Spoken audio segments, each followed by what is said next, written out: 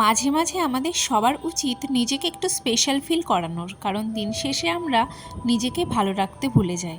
তো কিছুদিন আগে আমি গিয়েছিলাম আমাদের মুর্শিদাবাদ তথা বহরমপুর শহরের one of the most premium and luxurious একটা হোটেলে নিজের সাথে একটা কোয়ালিটি টাইম স্পেন্ড করব বলে। শহরের ব্যস্ত রাস্তা পেরিয়ে এখানে ঢুকতেই মনে হলো এ যেন কোলাহলের মধ্যেও এক টুকরো শান্তি। এতক্ষণে তোমরা বুঝতেই পেরেছো যে আমি রয়্যাল বিষ্ণুতে এসেছি। এখানে ঢোকার সাথে সাথেই আমার চোখে পড়ল রয়্যাল একটা অ্যাম্বিয়েন্স, ঝা চকচকে ফ্লোর, তার সাথে সুন্দর একটা ডেকোরেশন, পুরো নজর কাড়া।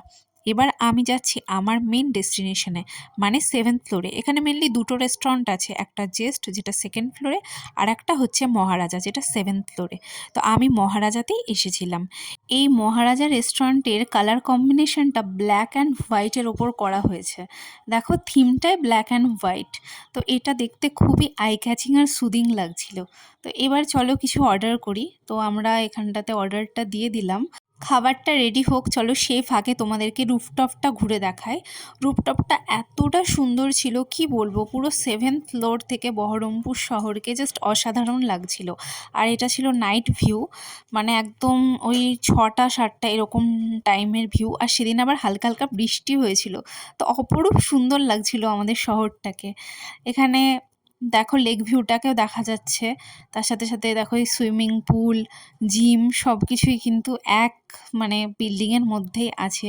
চলো এবার আমি তোমাদেরকে দেখাই মোহন মলের ভিউটা। এখান থেকে মোহন মলটা একদম ক্লিয়ার দেখা যাচ্ছে। আগের দিন তো দেখাচ্ছিলাম স্কাইডেক থেকে রয়্যাল বিষ্ণুটা দেখা যাচ্ছিল, আর আজকে দেখো এখান থেকে মোহন মলটা কত সুন্দর দেখা যাচ্ছে। এক কথায় 360 ডিগ্রি রোটেশনে গোটা শহরটাকে অপরূপ মায়াবী লাগছিল। আর মনে হচ্ছিল যে আমাদের কাছে হয়তো কলকাতা মতো মেগা সিটি নেই, বাট আমাদের কাছে বহরমপুর শহর আছে। আর এই শহরটাকে আমরা অনেক ভালোবাসি। এখানে সুইমিং পুলের পাশে দেখো বেশ কিছু বসার জায়গা আছে। আর তাছাড়াও এখানে সুন্দর করে সিটিং অ্যারেঞ্জমেন্টও করা আছে। এই জায়গাগুলোতেও তোমরা চাইলে বসতে পারো, সুন্দর সুন্দর ফটোজ ক্লিক করতে পারো। আর তারপর এবার আমি ফাইনালি বাইরের ভিউ এনজয় করে চলে আসলাম ভেতরে খাবারটা টেস্ট করার জন্য। তো এখানে আমরা বিরিয়ানি অর্ডার করেছিলাম। তো বিরিয়ানির নামটা ঠিক মনে পড়ছে না, মানে এক্স্যাক্ট কী নামটা ছিল। তো এখানে সার্ভ আমাদেরকে সুন্দরভাবে করে দেওয়া হলো, তার সাথে সাথে ছিল রায়তা।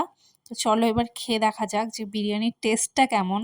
টেস্ট যেমনই হোক না কেন আমি একদম অনেস্ট রিভিউটাই তোমাদের সাথে শেয়ার করব, যাতে তোমাদের বুঝতে সুবিধা হয় যে ফুড কোয়ালিটি কেমন। তবে আমি যেহেতু জাস্ট বিরিয়ানিটাই ট্রাই করেছি, তাই বিরিয়ানিটার ব্যাপারটাতেই আমি বলতে চাই। আদার্সগুলো যেহেতু ট্রাই করিনি, তাই সেই ব্যাপারে কিছু বলছি না। এখানকার বিরিয়ানিটা আমার কাছে অ্যাভারেজ মনে হয়েছে, কারণ এর থেকে অনেক বেটার টেস্টের বিরিয়ানি আমি অন্য জায়গায় খেয়েছি।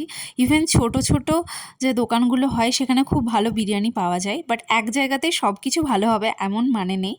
Apart from this, everything in this hotel was really top notch, and you can definitely go there for giving yourself a royal and classy vibes. তো তারপর আমার রয়্যাল বিষ্ণু ভ্রমণ এখানেই শেষ হলো। ভিডিওটা কেমন লাগলো অবশ্যই জানিও। টাটা।